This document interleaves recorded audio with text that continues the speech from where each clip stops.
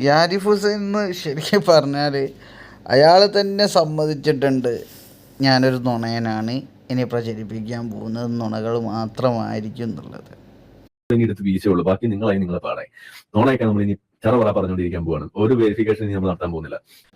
അയാൾ ശരിക്കും ചെയ്യുന്ന ഏത് വീഡിയോ എടുത്ത് നോക്കിയാലും അത് പച്ചക്കള്ളം എന്ന് വെച്ചാൽ പച്ചക്കള്ളങ്ങൾ മാത്രമാണ്.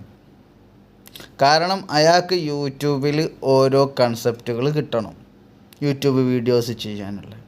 അത് ഇസ്ലാമിനെ ഇങ്ങനെ വിമർശിക്കുക എന്നുള്ളതാണ്. ഇസ്ലാമിൽ ഇല്ലാത്ത കള്ളത്തരങ്ങൾ ഉണ്ടാക്കുക,